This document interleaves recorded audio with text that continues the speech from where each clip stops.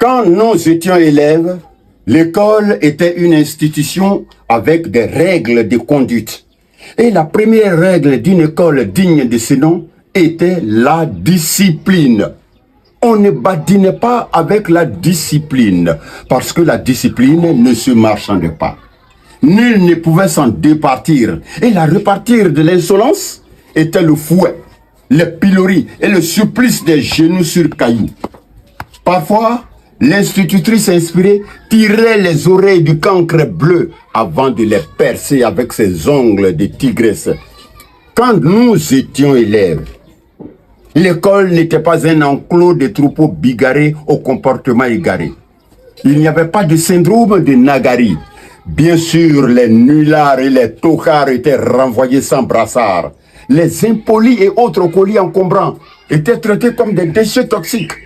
Ils étaient vite éjectés du système, comme on éjecte le pus de la gangrène, comme on éjecte le verre du fruit.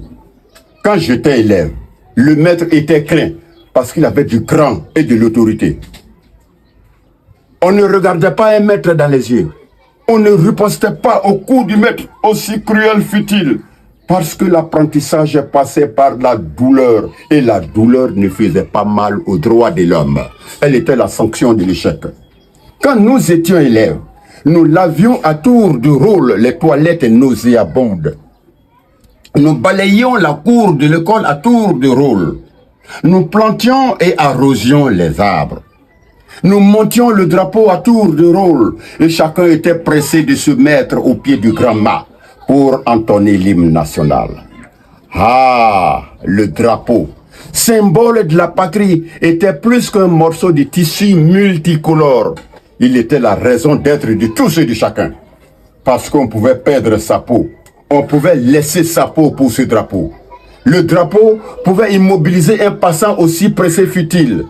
Même les morts intimaient à leur cortège de faire allégeance au drapeau avant de poursuivre leur ultime voyage.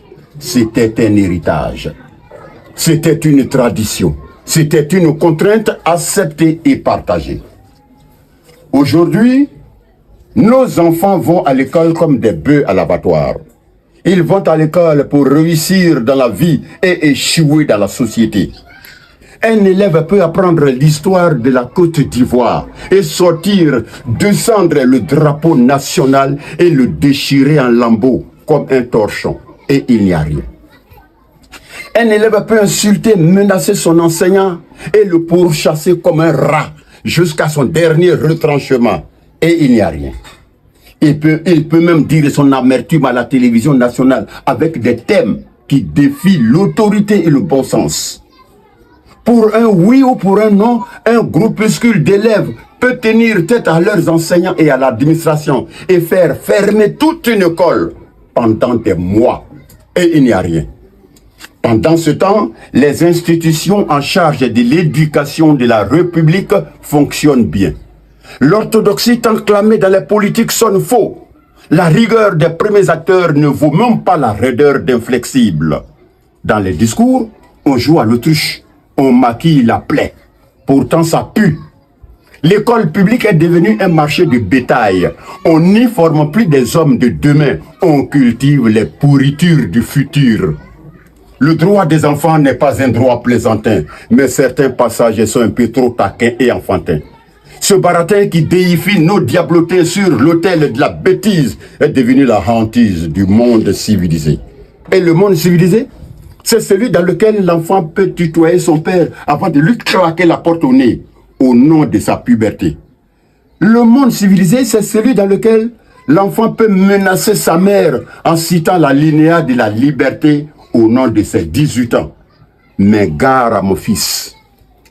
Aujourd'hui, l'école est devenue un bazar de tard. Notre retard est en fermentation à l'école. Les prémices de nos échecs futurs sont à l'école. Nos enfants sont devenus des enfants de cœur de paroisse politique et politicienne. Un élève peut donner un ultimatum à son enseignant et marcher sur les pieds du conseil de discipline. À qui la faute? La faute nous incombe tous. La faute est à la démocratie et à tous ces concepts qui font de l'enfant un bien doté de droits maladroits. La faute est à l'enseignant qui donne le cours en faisant la cour à la coquine morveuse de la première table. La faute est au professeur qui trinque à la table de la lanterne rouge de la classe et est prêt à sacrifier 5 points. Oui, 5 points pour labourer le bas-fond de la puchelle en dentelle. La faute est aux parents insouciants qui n'ont aucun plan pour leurs enfants. La faute est aux dirigeants qui manquent de fermeté pour valider leur autorité. Notre école est une vaste cour de récréation. Malheureusement, il n'y a pas de carillonneur pour sonner la fin de la pagaille. Demain, oui, demain, nous serons dirigés par d'impénitents voyous, diplômés sans aucune fibre patriotique, parce qu'ils n'ont jamais été programmés pour être des responsables. La problématique de notre école pose une réelle colle. Malgré le pactole des années folles, nous sommes toujours dans la camisole. On rafistole, on copie et on colle mal. On décolle comme on bricole sans user des bémols. Notre école ne fait plus école. Je vous remercie.